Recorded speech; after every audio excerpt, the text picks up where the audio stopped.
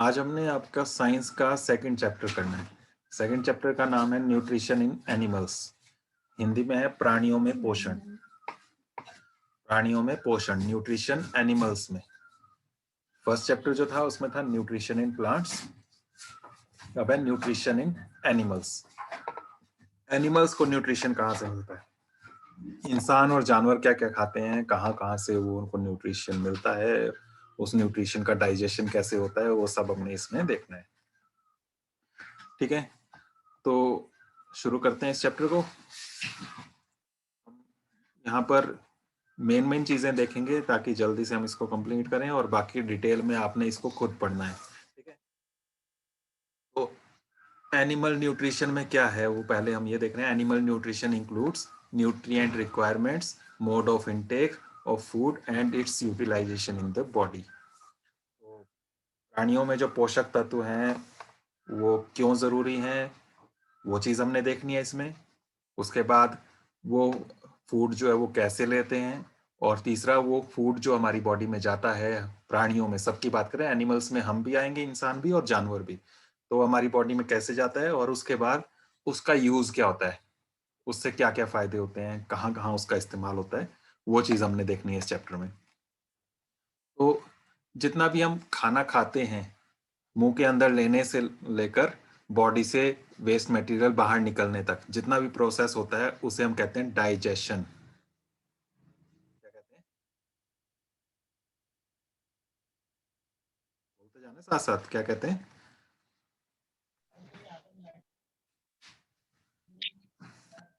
Digestion, पाचन। तो इसे हम पाचन कहते हैं। फूड जो भी हम लेते हैं वो कॉम्प्लेक्स सब्सटेंसेस होते हैं, उनको तोड़ा जाता है बॉडी के अंदर, वो टूट कर सिंपलर सब्सटेंस बनते हैं। जटिल पदार्थों से वो सरल पदार्थ बनते हैं, छोटे छोटे पार्ट्स में टूटते हैं, और उसके बाद फिर उनमें से जो जरूरी चीजें हैं हमारी बॉडी के लिए वो हमारी बॉडी ले लेती है, बाकी एक्स्ट्रा मटेरियल जो भी होते हैं बॉडी से वो बाहर निकल जाते हैं। इस पूरे प्रोसेस को, इस पूरे काम को कहते हैं डाइजेशन, पाचन। अब फर्स्ट यहाँ पर जो पॉइंट आता है वो है different ways of taking food. Food लेने के अलग अलग तरीके होते हैं, वो यहाँ पर हैं। उसमें बात क्या क्या की हुई है कि अलग अलग हैं, जैसे बीज एंड हमिंग बर्ड्स हैं। बर्ड्स जितने भी होते हैं उनमें सबसे छोटा बर्ड होता है हमिंग बर्ड। सबसे छोटा पक्षी जो है वो हमिंग बर्ड है। उसके अलावा बीज की बात की है, मधुमक्खियाँ, ये क्या करती हैं, ये फूलों से डायरेक्ट रस को चूसती हैं, है ना। तो नेक्टर बोलते हैं उसको, फूलों के रस को, तो उसको लेते हैं, डायरेक्ट चूसते हैं। इसी तरह से इन्फेंट्स जो होते हैं, छोटे बच्चे, जन्मजात जो अभी पैदा हुए हैं, इंसान के हों या बहुत सारे जानवर को, वो मदर्स मिल्क लेते हैं, माँ का दूध पीते हैं।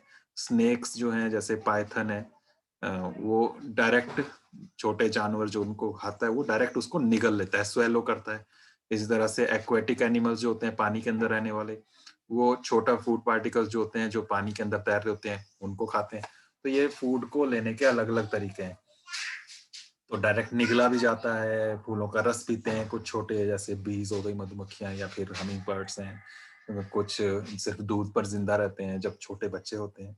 उसके बाद फिर जब बड़े होते हैं तो फिर वो चबाकर खाते हैं खाना। सांप वगैरह जो होते हैं, पाइथन है खासकर, जो अजगर होता है, वो सीधा अपने फूड को निगल लेता है। तो इस तरह से अलग अलग टाइप्स, अलग अलग मोड्स ऑफ फीडिंग है। खाना खाने के अलग अलग तरीके हैं, वो यहाँ पर टेबल में आप यहाँ पर फिल भी कर सकते हो। अलग अलग एनिमल्स के नाम दिए हुए हैं यहाँ पर, अलग अलग जानवरों के नाम। वो कैसे खाना खाते हैं, क्या खाना खाते हैं, वो आपको यहाँ लिखना है, और उसको कैसे खाते हैं वो यहाँ पर लिखना है। चबा कर खाते हैं, निगल कर खाते हैं, या किस तरह से कैसे खाते हैं वो आप यहाँ पर लिख सकते हो। उससे आपको पता लगेगा कि किस तरह से हर एक जो भी जानवर होते हैं उनका खाना खाने का तरीका अलग अलग होता है। उसके लिए यहाँ पर अलग अलग दिए हुए हैं, ये इन वर्ड्स में से आप लिख सकते हो।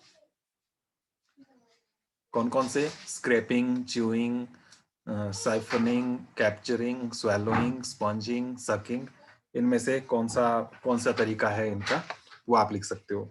ठीक है, हिंदी में ये है छीलना, चबाना, काटना, पकड़ना, निगलना, स्पंजी, चूषण। तो चूसना उसको सकिंग कह रहे हैं, स्क्रैपिंग मतलब छील कर खाना, ठीक है, च्यूइंग चबाना। तो इनमें से किस तरीके से खाते हैं ये सब, उनको आप लिख सकते हो। ओके, क्लियर है इतना? Yes sir. Yes sir. अब उसके बाद यहाँ पर जो मेन टॉपिक है वो ये है, एनिमल्स की तो बात है, लेकिन एनिमल्स के साथ साथ मेन जो है हम अपनी बात करेंगे यहाँ पर, वही यहाँ पर मेन टॉपिक है, डाइजेशन इन ह्यूमंस। मनुष्यों में कैसे भोजन का पाचन होता है, मानव में पाचन, वो हमने यहाँ पर देखना है, भोजन का पाचन कैसे होता है, डाइजेशन ह्यूमंस में। ठीक है, तो ह्यूमन में कैसे डाइजेशन होता है, भोजन का पाचन होता है, उसके लिए यहाँ पर ये डायग्राम दिया हुआ है सामने, इसको आपने देखना है और यहीं से आपका पूरा क्लियर हो जाएगा, पूरा ये पूरे चैप्टर में क्या। ये डायग्राम आपको बनाना भी आना चाहिए, इसमें अलग अलग पार्ट्स जो उनके नाम भी आपको पता होने चाहिए। पेपर में ये पूरा डायग्राम बनाने के लिए भी आता है, या डायग्राम बना हुआ है तो पार्ट्स के नाम भी पूछते हैं। ठीक है, तो हमारा डाइजेशन जो है मुंह से शुरू हो जाता है, हम खाना खाते हैं मुंह से, वहीं से शुरू हो जाता है खाना, फिर मुंह से होकर बॉडी में जाता है, उसके अलग अलग पार्ट्स जो हैं बॉडी के अलग अलग पार्ट्स में एब्जॉर्ब होते हैं और वेस्ट मटेरियल बॉडी से बाहर निकल जाता है। तो ये जो पूरा का पूरा डायग्राम है, इसके अंदर बॉडी में जितना भी डाइजेशन होता है फूड का, भोजन का जितना भी पाचन होता है, वो पूरा का पूरा सिस्टम यहाँ पर है सामने। कहाँ से स्टार्ट होता है? मुंह से। मुंह का जो जगह होती है, इसको हम कहते हैं बक्कल कैविटी, साइंस की लैंग्वेज में बक्कल कैविटी, नाम याद रखना है ये। हिंदी में है ये मुख गुहिका। कैविटी मतलब होता है खाली जगह, तो मुंह के अंदर आपकी जो खाली जगह है जहां पर आप खाना चबाते हो उसे बक्कल कैविटी कहते हैं, मुख गुहिका। वहीं पर एक सेलाइवरी ग्लैंड होती है हमारे टंग के पास, सेलाइवरी ग्लैंड। ठीक है, हिंदी में इसे लाला ग्रंथि कहते हैं। यहाँ से सलाइवा निकलता है, लार जो निकलती है हमारे मुंह के अंदर, वो यहाँ पर निकलती है। उसके बाद ये पाइप जैसा होता है, इसे हम ओसोफेगस कहते हैं, हिंदी में कहते हैं इसे ग्रसिका। उसके बाद यहाँ पर हमारा ये लीवर है, लीवर को हिंदी में कहते हैं यकृत। उसके बाद यहाँ पर लीवर के साथ ही एक गॉल ब्लैडर होता है, ये पित्ताशय। इसके साइड में यहाँ पर ये स्टमक होता है, आमाशय। फिर उसके बाद यहाँ पर ये पैंक्रियाज होते हैं, नीचे यहाँ पर ये जगह पैंक्रियाज, अग्न्याशय।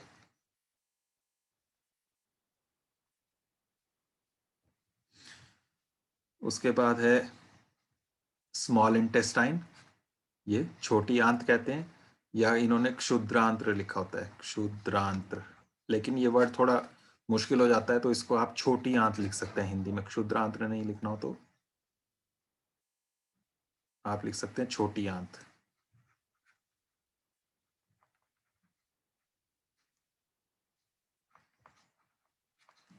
और फिर उसके बाद है ये लार्ज इंटेस्टाइन, ये बाहर की ये वाली मोटी वाली जो है, इसे हम कहते हैं लार्ज इंटेस्टाइन, बड़ी आंत, बृहदांत्र भी लिखा है इसको, बड़ी आंत। उसके बाद है रेक्टम, ये नीचे का हिस्सा, रेक्टम, मलाशय। और उसके बाद है एनस, नीचे ये एनस, गुदा। तो ये हमारे डाइजेस्टिव सिस्टम के अलग अलग पार्ट हैं। भोजन का पाचन जो है, डाइजेशन, वो मुंह से ही शुरू हो जाता है, बकल कैविटी से, और इसका एंड होता है यहाँ पर एनस में, गुदा। यहाँ से ऊपर से नीचे तक ये बॉडी में जितने पार्ट्स आ रहे हैं यहाँ पर, ये सारे डाइजेस्टिव सिस्टम के पार्ट्स हैं। ठीक है, हमारे पाचन तंत्र के अलग अलग अंग हैं, ये अलग अलग हिस्से हैं। पाचन में इन सबका अलग अलग रोल है, तो वही हमने यहाँ पर देखना है। फर्स्ट पार्ट क्या आया यहाँ पर, शुरुआत कहाँ से हुई, शुरुआत कहाँ से हुई, जल्दी से बताओ। फर्स्ट क्या आया है यहाँ पर, number 1, sir buccal cavity. Buccal cavity, buccal cavity. Cavity, मुख कैविटी। गुहिका, मतलब हमारा मुंह। तो मुंह से हमारी शुरुआत होती है भोजन के पाचन की। इस पिक्चर पर, इस डायग्राम पर हम बार बार आते रहेंगे। तो सबसे पहले जो शुरुआत होती है हमारी मुंह से होती है, वही यहाँ पर है, the mouth and the buccal cavity, हमारा मुंह और मुख गुहिका। तो यहाँ से हमारे भोजन की शुरुआत होती है, पाचन की। भोजन जो है, खाना, वो डाइजेस्ट होना यहीं से शुरू हो जाता है। बक्कल कैविटी के अंदर हमारे टीथ आते हैं, तो टीथ का ये दिखाया हुआ है एक साइड का, हमारे teeth जो है जॉ, इसमें जबड़े जो हैं 2 जबड़े होते हैं, एक ऊपर का और एक नीचे का, उनमें से एक यहाँ पर ये दिखाया हुआ है। इसमें टीथ का अरेंजमेंट ये दिखाया हुआ है। इसमें जो आगे के दांत होते हैं उन्हें हम इंसीजर्स कहते हैं, ये इंसीजर, ठीक है। कृंतक, कृंतक ये इंसीजर ये काटने का काम करते हैं। जब भी आपने किसी चीज को काटना होता है खाने के लिए तो आप इन आगे के दांतों का इस्तेमाल करते हैं, है ना। 4 ये नीचे होते हैं, 4 ऊपर होते हैं। उसके बाद फिर नेक्स्ट होते हैं कैनाइन। काटने वाले जो होते हैं वो ऊपर से पैने होते हैं, आप अपने दांतों को देख सकते हैं, उससे आपको महसूस होगा। नेक्स्ट जो आते हैं ये दोनों साइड एक एक दांत ये होते हैं, ये कैनाइन है, ये नुकीले होते हैं। इन्हें रदनक कहते हैं हिंदी में, रदनक। ये कृंतक, ये रदनक, कैनाइन। ये फाड़ने का काम करते हैं। जब किसी चीज को आपने खींच के फाड़ना होता है तो इन नुकीले दांतों का इस्तेमाल करते हैं। फिर उसके बाद प्रीमोलर आते हैं, ये इससे पीछे जो होते हैं प्रीमोलर होते हैं, ये दो दो होते हैं दोनों साइड, ये प्रीमोलर। इन्हें अग्र चवर्णक कहते हैं। ये चबाने के काम आते हैं। ये पीछे भी मोलर हैं, ये पीछे की साइड इनको मोलर, और ये इससे पहले आ रहे हैं इनको प्रीमोलर, आगे के हिस्से अग्र चवर्णक, पीछे ये चवर्णक। तो ये सारे 3 पीछे और 2 आगे, 5 इस साइड और 5 इस साइड, ये 10 दांत जो है हमारे, ये मोलर हैं। इनमें से 3 जो है पीछे पीछे के दोनों साइड वो मोलर हैं, और आगे के जो 2 हैं वो प्रीमोलर हैं, अग्र चवर्णक। ये चबाने के काम आते हैं। ये आगे से ऊपर से थोड़े ये फ्लैट होते हैं, तो इनसे हम चबाने का काम करते हैं। जब आप खाना चबाते हैं तो पीछे के दांतों से चबाते हैं। तो इस तरह से आप यहीं पर खाने को छोटे-छोटे टुकड़ों में तोड़ देते हैं, हमारे फूड को, और वहीं से हमारा डाइजेशन स्टार्ट हो जाता है। क्लियर है ये बात? Yes sir. उसी का यहाँ टेबल भी दिया हुआ है कि आप इसमें टाइप ऑफ टीथ जो हैं, जो हमारे दांत काटने के, फाड़ने के, चबाने के काम आ रहे हैं, वो कितने कितने दांत हैं। अपने दांत यहाँ पर आप लिख सकते हो कितने कितने हैं, और उनका टोटल नीचे कितने हैं, ऊपर कितने हैं। तो कटिंग के लिए जो है आपको जो दांत है 4 नीचे 4 ऊपर होंगे। कुछ अलग भी हो सकते हैं क्योंकि धीरे धीरे आते हैं ये दांत। आगे के तो होंगे, पीछे के दांत हो सकता है आपके कम हो, जैसे जैसे उम्र बढ़ती है पीछे के दांत जो चबाने वाले वो और आते जाते हैं। पियर्सिंग के लिए एक एक होते हैं ये, जो फाड़ने वाले हमने बात की, रत्नक, जो उसको हमने यहाँ पर कैनाइन कहा, वो एक एक आता है। फिर उसके बाद च्यूइंग ग्राइंडिंग के दोनों साइड 5 5 10 नीचे और 10 ऊपर। यहाँ पर ये एक एक दोनों साइड आएगा तो 2 नीचे 2 ऊपर हो जाएंगे। तो इस तरह से ये 8, ये 4 और ये 20, कितने हो गए टोटल ये सभी मिलाकर? जल्दी से बताओ।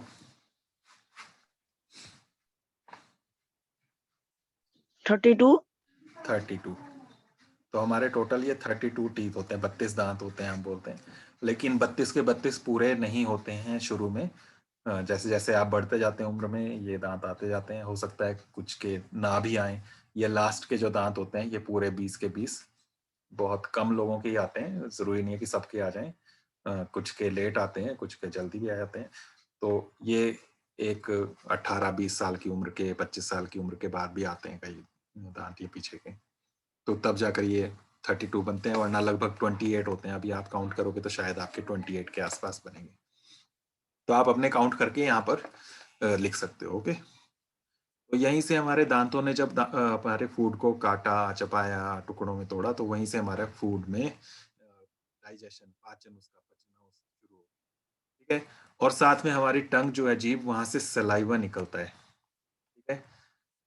सलाइवा, लार, जो हमने लाला ग्रंथि की बात की थी ऊपर, फिर से हम उसी डायग्राम पर आ जाएं।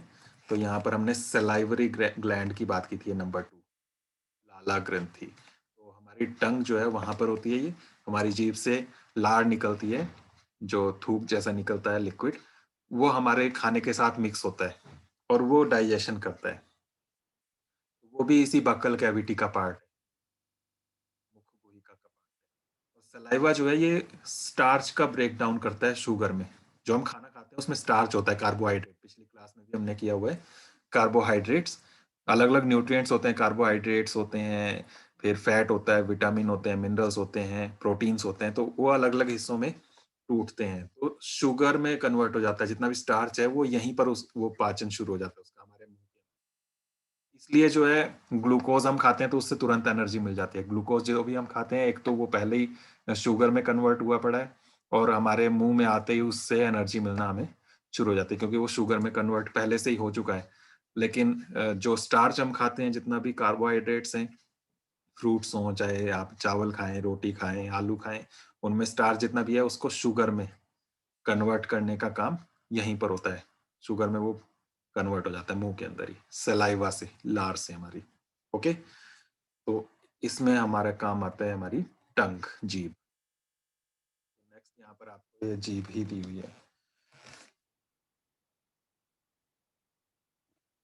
और हमारी टंग में भी अलग अलग टेस्ट बर्ड्स होती हैं जहाँ से हम टेस्ट महसूस करते हैं। तो अलग अलग हिस्से जो है यहाँ पर ये दिखाए गए हैं, अलग अलग टेस्ट महसूस होता है। आप इसको करके भी देख सकते हैं। आप मीठी चीज़ खाओ तो आप महसूस करोगे कि टंग के अलग हिस्से से आपको मीठा महसूस होता है। आप कुछ खट्टी चीज़ खाओ तो जीभ के अलग हिस्से में आपको महसूस होगा कि खट्टा यहाँ से महसूस होता है। तो आप इसको करके देख सकते हो। ये हम जब भी कोई खाना खाते हैं तो जीभ के किस हिस्से से हमें कौन सा टेस्ट महसूस होता है, तो वो यहाँ पर ये है। उसके बाद नेक्स्ट पार्ट आ जाता है फूड पाइप, ओसोफेगस। ओसोफेगस तो इसे हम ग्रसिका भी कह रहे हैं हिंदी में या फिर आहार नाल, फूड पाइप कह लेते हैं। तो ये फूड पाइप है हमारा। ये फूड पाइप क्या करता है? पाइप है बस, जो भी हम खाना खा रहे हैं उसको निगल कर नीचे लेकर जाता है। तो जब भी हम खाना मुंह से निगलते हैं तो वो हमें महसूस होता है कि पाइप से होकर गर्दन से नीचे जा रहा है। तो वो ये पाइप है। तो ये पाइप क्या है? ये सिकुड़ती है, फैलती है, इस तरह से होती रहती है ये जब हम खाने को निगलते हैं। तो जब ऊपर से ये सिकुड़ जाएगी, यहाँ से कंप्रेस हो जाएगी, तो खाना नीचे की तरफ आ जाएगा। फिर यहाँ से कंप्रेस हो जाएगी, फिर ये खाना और नीचे हो जाएगा। तो इस तरह से ये खाना नीचे नीचे आता जाता है। कहाँ चला जाता है? ये हमारे स्टमक में। इस तरह का ये नीचे स्टमक है, आमाशय, वहां पर ये पहुंचता है। ओसोफेगस जो है आहार नाल हमारी, उसका यही काम है, बस खाने को नीचे पहुंचाना। उसके बाद नेक्स्ट पार्ट आ गया ये स्टमक, आमाशय। तो स्टमक की शेप कैसी होती है ये हमने यहाँ ऊपर भी देख लिया। इसी में आप देख सकते हैं ये इस तरह की शेप होती है। ये इस शेप में होता है, ये जे शेप में होता है, लगभग जे शेप जैसा है ये, जैसे हमारा जे फॉर जग होता है उसी तरह की ये शेप है। यहाँ पर हमारा खाना पहुंचता है और यहाँ पर जो है हमारे डाइजेस्टिव जूसेस निकलते हैं, पाचन रस। कौन कौन से? तो mucus, hydrochloric acid and digestive juices ये निकलते हैं। Mucus protects the lining of the stomach. Mucus जो निकलता है वो हमारे जो स्टमक का अंदर का जो हिस्सा होता है, अंदर का जो कवर है उसका, उसको बचा कर रखता है, क्योंकि यहाँ पर एसिड निकलना है। एसिड बेसिस हमने पिछली क्लासेस में भी किया हुआ है, थोड़ा इस बार भी करेंगे। तो ये जो एसिड्स होते हैं, अम्ल, जो तेजाब भी आपने सुना होगा, इससे जलन भी महसूस होती है। कई बार आप बहुत ज्यादा खाना खा लो, तला भुना खा लो, तो पेट में जलन महसूस होती है। तो वो इस अम्ल की वजह से, हाइड्रोक्लोरिक एसिड की वजह से होती है। तो ये एसिड जो है बॉडी को नुकसान ना पहुंचाए, इसके लिए अंदर ये म्यूकस बनता है। लेकिन ये एसिड जो है ये हमारे खाने को डाइजेस्ट करने का काम भी करता है। तो ये जरूरी भी है, लेकिन इससे नुकसान भी हो सकता है। उससे बचने के लिए म्यूकस भी होता है। तो एसिड जो है ये क्या करता है? किल्स मैनी बैक्टीरिया, जितने भी बैक्टीरिया, जीवाणु बनते हैं हमारी बॉडी में, उनको खत्म करता है, किल करता है। तो इसका मेन पर्पस ये है। और इसके अलावा जितने भी एसिड्स बनते हैं यहाँ पर और डाइजेस्टिव जूसेस बनते हैं, पाचन रस, वो प्रोटीन को सिंपलर सब्सटेंसेस में तोड़ते हैं। प्रोटीन का पाचन यहाँ पर होता है। ठीक है। मुंह के अंदर किसका पाचन हुआ, किसका डाइजेशन हुआ? तो हमने बात की थी कार्बोहाइड्रेट्स का। ठीक है। कार्बोहाइड्रेट्स जितने भी हैं वो हमारे मुंह के अंदर बक्कल कैविटी में हमारे वो डाइजेस्ट होते हैं। सेकंड आ गया प्रोटीन। प्रोटीन कहाँ पर डाइजेस्ट हो रहे हैं? हमारे स्टमक में, आमाशय में। क्लियर है ये बात? क्वेश्चन इसी तरह से आएगा कि आमाशय में किसका पाचन होता है, हमारे स्टमक में किसका डाइजेशन होता है? तो प्रोटीन का। मुंह के अंदर, माउथ में या बक्कल कैविटी में ऐसे पूछे तो आप बोलेंगे कार्बोहाइड्रेट्स का। ओके। उसके बाद नेक्स्ट आ जाता है स्मॉल इंटेस्टाइन, छोटी आंत, क्षुद्रांत्र भी इसको कहा है। तो यहाँ पर पहुंचने से पहले कुछ पार्ट्स और भी थे बॉडी के। देखो यहाँ पर आप देख सकते हो, फिर से हम उसी पिक्चर पर आ जाए तो ये छोटी आंत यहाँ पर है। ये जितने, ये जो यहाँ पर अंदर ये नजर आ रही है, साइज में ये काफी लंबी होती है, टेढ़ी मेढ़ी लिपटी सी होती है, इसको हम स्मॉल इंटेस्टाइन छोटी आंत कहते हैं। और एक ये बड़ी आंत होती है, ये वाली लार्ज इंटेस्टाइन, ये लंबाई में कम होती है, छोटी आंत लंबाई में ज्यादा होती है, लेकिन छोटी आंत जो है स्मॉल इंटेस्टाइन, उसको छोटा इसलिए कहते हैं क्योंकि वो जो है बारीक होती है, पतली होती है। और ये जो बड़ी आंत है, लार्ज इंटेस्टाइन है, इसकी चौड़ाई ज्यादा होती है, ये पाइप जो है मोटा पाइप होता है, एक तरीके से ऐसे बोल सकते हो। बीच में हमारे पास गॉल ब्लैडर रह गया, ये पित्ताशय, लीवर रह गया, यकृत, पैंक्रियाज, अग्न्याशय, इनका भी रोल है। तो इनका क्या काम है वो भी यहाँ पर साथ साथ दिया हुआ है, लार्ज इंटेस्टाइन, स्मॉल इंटेस्टाइन। तो यहाँ पर क्या क्या है वो यहाँ पर ये दिया हुआ है कि ये स्मॉल इंटेस्टाइन क्या है, बहुत ही कॉइल्ड लिपटी हुई सी होती है ये हमारी आंत, छोटी आंत जो है, ठीक है। और ये क्या करती है, ये लीवर जो है हमारा, यकृत और पैंक्रियाज, वहां से जो भी रस निकलते हैं, जूसेस निकलते हैं, वो वहां से एब्जॉर्ब करती है, ठीक है। लीवर जो है ये रेडिश ब्राउन कलर का होता है, अगर आप मीट वगैरह खाते हो तो कलेजी आपने सुना होगा, खाई होगी, तो वो जो है जिस भी जानवर का आप जैसे चिकन खाते हो चाहे मटन खाते हो, तो उसका जो लीवर है वही आप कलेजी की फॉर्म में खाते हो, तो वही है, हमारे बॉडी में भी लीवर होता है, ठीक है। यकृत, और ये ब्राउन कलर की होती है ग्रंथि, ग्लैंड, और कहाँ होती है, हमारे पेट के अपर पार्ट में। और ये हमारी बॉडी की लार्जेस्ट ग्लैंड है, ये आपने ध्यान रखना, which is the largest gland, सबसे बड़ी ग्रंथि कौन सी है हमारी बॉडी की, तो वो लीवर है, यकृत, ठीक है। ग्लैंड्स वो होती हैं जहां से कुछ भी लिक्विड्स या रस निकलते हैं, एक तरीके से ऐसे बोल सकते हैं, जैसे हमारी टंग से, जीभ भी हमारी एक ग्लैंड है, वहां से भी रस निकलता रहता है लगातार, ठीक है, जो सलाइवा है। उसी तरह से लीवर से भी हमारी बॉडी में जूसेस निकलते हैं, तो इस जूस का नाम होता है बाइल जूस, बाइल जूस कहते हैं उसको, जो हमारी लीवर से निकलता है। हिंदी में इसे कहते हैं पित्त रस। तो ये पित्त रस निकलता है यहाँ से, लीवर से, यकृत से। और ये जो निकलता है ये हमारा जो गॉल ब्लैडर था उसी के बगल में पित्ताशय, उसके अंदर स्टोर रहता है।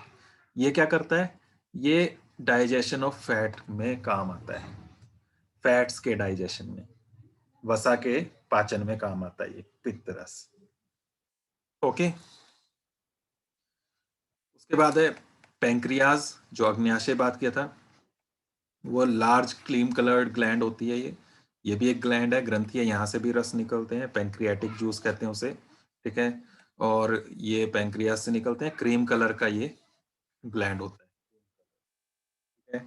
यहाँ से अग्न्याशिक रस निकलते हैं, वो कार्बोहाइड्रेट, फैट और प्रोटीन, कार्बोहाइड्रेट, वसा, प्रोटीन जो है, इनको सिंपल फॉर्म में तोड़ने का, ये सारा काम हो कहाँ रहा है, ये छोटी आंत के अंदर हो रहा है, ठीक है।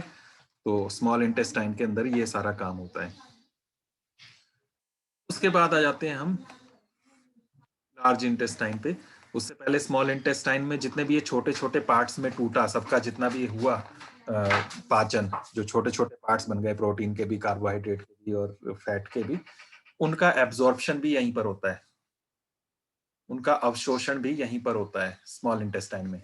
जो भी हमारी बॉडी के लिए जरूरी पार्ट्स हैं, प्रोटीन, विटामिन, कार्बोहाइड्रेट, वो सिंपल हो गए, टूट गए, अब उनको हमारी बॉडी में चूस लेंगी ये स्मॉल इंटेस्टाइन, वो बॉडी में अंदर आ जाएंगे, ब्लड के साथ घुल जाएंगे, ठीक है। वो घुलते कैसे हैं, उसके लिए जो हमारी स्मॉल इंटेस्टाइन है, छोटी आंत, इसके अंदर कुछ छोटी छोटी स्ट्रक्चर्स होते हैं जिन्हें हम विलाय कहते हैं, सिंगुलर इसका होता है विलस, और प्लूरल बनता है विलाय। ये क्या होता है, हमारी जो पाइप है ये स्मॉल इंटेस्टाइन, इसके अंदर हमारी फिंगर की तरह ऐसे ऐसे अंदर पाइप के अंदर ऐसी ऐसी निकली हुई कुछ पार्ट्स होते हैं ऐसे, ठीक है। तो वो उसको एब्जॉर्ब करते हैं, वहां से ब्लड में घोल देते हैं, जो भी हमारा पचा हुआ खाना है, जो जरूरत का मटेरियल है, उसको हमारी बॉडी में ये मिक्स कर लेते हैं, ठीक है। और वहां से वो ब्लड में घुल जाते हैं और पूरी बॉडी में पहुंचते हैं। और उसके बाद नेक्स्ट पार्ट आता है ये लार्ज इंटेस्टाइन, बड़ी आंत, बृहदांत्र भी कहा है इसको। इसका काम क्या होता है, इसका है कि जो भी बाकी बचा हुआ वेस्ट मटेरियल है उसको लेकर जाना आगे। तो ये लार्ज इंटेस्टाइन जो है ये चौड़ी होती है, छोटी होती है, साइज में छोटी है स्मॉल इंटेस्टाइन से, छोटी आंत से, लेकिन चौड़ी होती है।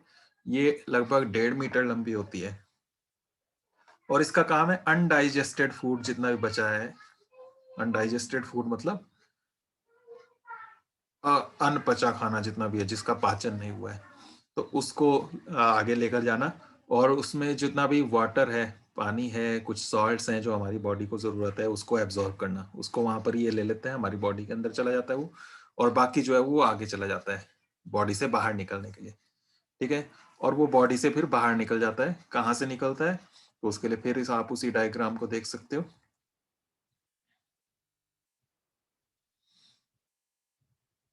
यहाँ पर। तो लार्ज इंटेस्टाइन से होते हुए फिर वो यहाँ पर पहुँचता है रेक्टम, मलाशय में, और फिर हमारी बॉडी से वो बाहर निकल जाता है एनस से, हिंदी में गुदा, यहाँ से हमारी बॉडी से बाहर निकल जाता है। क्लियर है ये बात? पूरा समझ में आ गया? हमारी बॉडी में खाना मुंह से आया और एनस से वेस्ट मटेरियल बाहर निकल गया, पूरा इतना क्लियर हो गया? Yes sir. Good morning sir. Okay, बनाए के तो पकड़ की इसको हम, ये जितना भी हुआ ये है हमारा पाचन, डाइजेशन। उसके बाद एक लास्ट में यहाँ पर टॉपिक बचता है एनिमल्स का, डाइजेशन इन ग्रास ईटिंग एनिमल्स। जो घास खाने वाले जानवर होते हैं उनमें कैसे डाइजेशन होता है? घास खाने वाले जो जानवर होते हैं, आपने देखा होगा कि वो खाना घास खा लेते हैं, उसके बाद फिर मुंह में जुगाली करते रहते हैं, चबाते रहते हैं। खाना खा लेते हैं, चबा, उसके बाद फिर उसको चबाते रहते हैं काफी देर तक, जुगाली करना कहते हैं उसको। तो इस तरह के ग्रास ईटिंग एनिमल्स जो होते हैं वो खाने को खा लेते हैं, उसके बाद उनके स्टमक जो होता है उसमें एक पार्ट होता है जिसे रूमेन कहते हैं, हिंदी में भी यही है रूमेन।